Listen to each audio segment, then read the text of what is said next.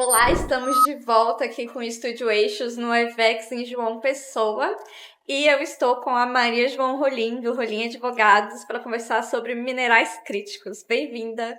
Obrigada por ter a gente aqui, obrigada por cobrir o EVEX também e por me receber aqui para a gente falar sobre esse tema. É um prazer. Bom, minerais críticos é um dos temas que está no momento, né? Está no auge. Só se fala disso muito pela necessidade para a transição energética, também para a economia digital. E o Brasil é um país que está se organizando para poder se posicionar, né, nessa cadeia.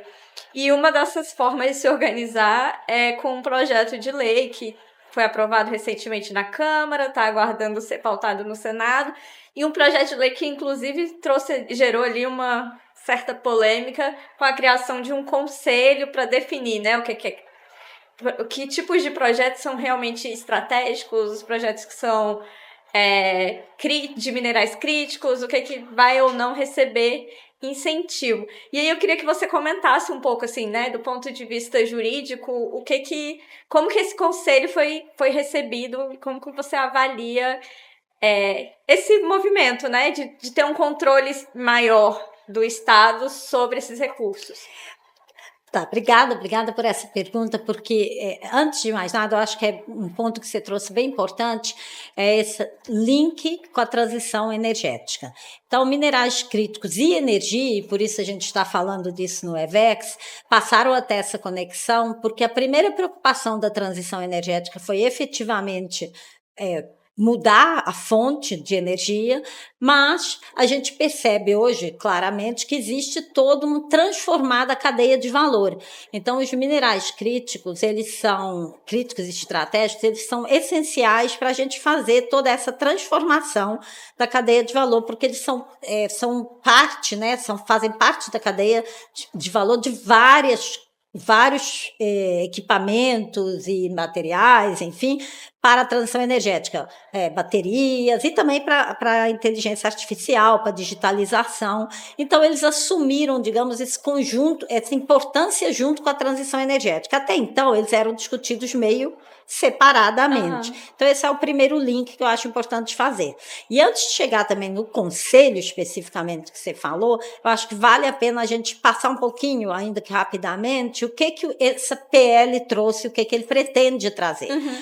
A PL teve o objetivo de começar a tratar a questão da mineração no Brasil, que sempre existiu, de uma maneira estratégica. E, nesse sentido, ele é de relatoria do deputado Arnaldo Jardim, e ele traz essa ideia que outros projetos, outras políticas de mineração na União Europeia, na Europa, na União Europeia, nos Estados Unidos, na Austrália, já têm essa ideia de trazer a mineração como uma atividade estratégica, não uma atividade meramente extrativista, mas uma atividade ligada à questão climática e ligada também à questão industrial e desenvolvimento industrial. Então, ele traz diversas questões, ele institui uma política nacional de mineração, só que lá dentro ele elenca e traz os conceitos, primeiro, do que é um mineral crítico, o que é um mineral estratégico, o que são terras raras, e ao trazer isso, ele traz uma lista do que seriam esses minerais, quais seriam, mas ele não traz uma lista taxativa, ele traz uma lista de definição e que pode ser alterada, isso para chegar na ideia do conselho. Então, ele traz diversos outros incentivos, como você falou, um fundo garantidor, traz essa política nacional, define ali o que o mineral tem que ter para ser um mineral crítico, para ser um mineral estratégico, isso é relevante, algumas pessoas confundem um pouco, o ser crítico não é taxativo, porque o que torna o mineral crítico é ele ter uma possibilidade de escassez ou de concentração de produção numa geografia, que traz toda uma questão de geopolítica. E o que torna ele estratégico é a relevância dele para algumas indústrias que nem todo mineral estratégico é crítico. E que pode mudar ao longo E que do pode tempo, mudar né? ao longo do tempo. E aí não precisa alterar lá a lei, né? Exatamente. Mas, por outro lado, e terras raras, por outro lado, são elementos químicos essenciais aí também para a transição energética, que não é uma lista, nenhuma categoria separada, jurídica, mas que ela se enquadra ali, pode estar num ou no outro. E como você disse, isso muda ao longo do tempo. Isso é inteligente a lei não taxar, não definir. Por outro lado, isso também causa uma certa insegurança, porque são projetos caros, né, de investimento caro. Então, como assim meu mineral, o que eu estou aqui investindo, fazendo todo esse investimento, é crítico hoje, deixa de ser crítico depois, ou não era, passa a ser.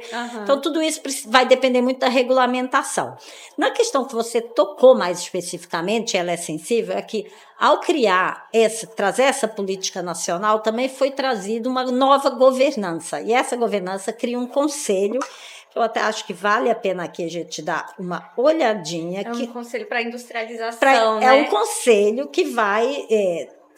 É o Conselho Especial de Minerais Críticos. E esse conselho tem a prioridade, né, a competência de definir prioridades, atualizar a lista de minerais, por isso eu falei sobre isso, selecionar projetos prioritários, acompanhar riscos geopolíticos, que tem importância para definir também o que é o mineral crítico, analisar operações societárias relevantes, dentre outras. Essa governança juridicamente, ela é interessante de ter, ela é importante de haver uma governança, independente da agência reguladora, mas ela trouxe algumas, ela é um pouco sensível para o mercado, porque ela é uma governança, obviamente, que estabelece um conselho aqui indicado, um conselho que tem um olhar político também, e sempre que isso ocorre, a iniciativa privada fica um pouco receosa de quais serão os critérios para definir esses pontos, né? Quem que vai definir, o que vai diferenciar o meu projeto da concorrência de ser ou não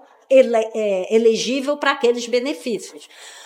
Por outro lado, também trouxe, aí vendo por um lado um pouco mais positivo, e eu vi os defensores até de toda a estrutura do projeto colocarem, que a ideia não é de travar o investimento, é muito pelo contrário, de dar ali um caminho mais fácil e de priorizar os projetos pela relevância deles. Então, o que vai definir efetivamente, eu acho que vai ser muito a regulamentação disso, que ainda está pendente, e também ainda está pendente também a aprovação no Senado, mas muito também a forma como ele vai ser implementado, como que vai ser de fato implementado, porque eu acho que no fundo é isso que traz a confiança da interpretação. Estamos olhando, como se diz, como iniciativa privada, mas como primeiro ponto, eu acho que foi um avanço trazer uma política para o Brasil nesse sentido. Você mencionou que outros mercados também já estão fazendo suas regulações, ou já têm suas regulações. Você vê um alinhamento entre o que o Brasil está colocando com o que o resto do mundo que está olhando para isso está fazendo? Essa também é uma questão, porque geopolítica é uma questão muito interessante, porque geopolítica e a mineração também traz um novo olhar, esse olhar de que não é meramente uma commodity, é uma questão de equilíbrio entre soberania e atração de investimento. E ali a gente sabe que tem um caminho muito grande, porque mineração não é uma atividade nova, mineração é uma atividade que já existe há muito tempo, que já está solidificada, mas ganha esse novo olhar, né? Isso também sempre para não entrar na pauta de que a própria forma de extrair também vai ter que ser revisitada em termos de sustentabilidade. Mas eu vejo um alinhamento de políticas, ou seja, todos os países que têm essa vantagem mineral estão utilizando essa vantagem para fazer fluir melhor ou para fazer conexão com as políticas industriais e de desenvolvimento deles. Então, nada mais justo que o Brasil também o faça. E vejo um alinhamento interessante também por regiões, né? Então, acho que você tinha comentado um pouco, né? É a minha próxima pergunta. Então a gente fala um pouquinho depois, mas ela traz ali também essa coisa de você usar as vantagens do país para alinhar com a política industrial e não meramente como uma commodity onde uns compram, outros produzem. Ou seja, todo mundo quer trazer para as suas políticas valor, para as suas vantagens, valor agregado. Sim. O que é muito similar também com a transição energética que a gente está discutindo aqui, né? Sim, a questão do alinhamento regional, que é o que eu ia falar agora. Ano passado teve um movimento muito forte, né, dos Estados Unidos de tentar costurar acordos internacionais. Aí, esse ano, no G7, o G7 resolveu se organizar também para traçar uma estratégia para reduzir a dependência da China. E aí, essa semana, o Mercosul, o presidente do Paraguai, que estava na presidência do Mercosul, encerrou agora no dia 1º, apresentou um mapa do caminho com um plano para minerais críticos, que também ainda não foi divulgado, ainda não sabemos o que é, mas que demonstra também um movimento agora aqui na América do Sul de se organizar e com esse foco na industrialização, né? Você enxerga que isso é algo que é interessante o Brasil fazer parte? Ou precisa realmente ter muito claro qual que é a estratégia do Brasil e ela não necessariamente precisa conversar com a estratégia dos parceiros que estão aqui, dos vizinhos, né, no caso? Essa é uma questão de geopolítica, é sempre bem interessante. A gente vive um momento onde os países têm buscado definido mais assim, a sua soberania individualmente falando e também as suas políticas de independência energética estrategicamente. É um movimento que está acontecendo no mundo todo, mas energia e mineração e recursos naturais é sobre regiões, não necessariamente sobre países. Às vezes você tem recursos que estão disponíveis em determinadas regiões. Regiões não são países. O Brasil tem um território muito grande e uma vantagem competitiva em diversas frentes. Poderia sim se considerar que sozinho, vamos dizer, com as suas próprias políticas, consegue ser muito independente energeticamente, porque tem tudo. Tem cadeia de valor, etc.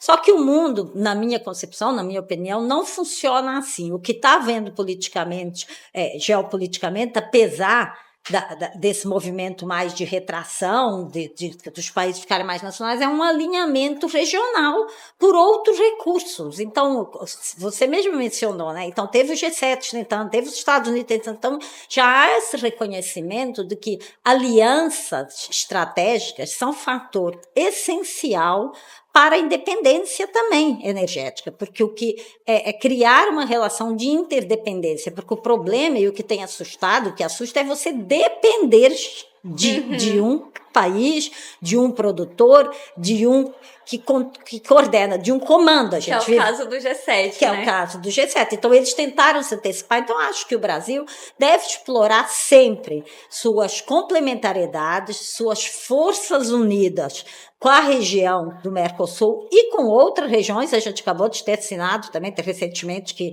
depois de muitos anos, o acordo da União Europeia com o Mercosul. Então, existe esse movimento. E o que isso não significa substituir as estratégias nacionais, mas alinhar as estratégias nacionais a objetivos onde você pode ser mais forte no conjunto. Você pode ter objetivos comuns e objetivos mais nacionais. Eu não vejo um contraponto, não vejo um ou outro. Eu acho que eles são complementares. Perfeito. Bom, muito obrigada pela sua presença aqui. Eu que agradeço, sempre um prazer estar com você aqui, sempre muito bom encontrar com vocês no EVEX. É sempre bom participar do EVEX. Vocês que nos acompanham, fiquem ligados, pois voltamos a qualquer momento com mais entrevistas aqui direto de João Pessoa.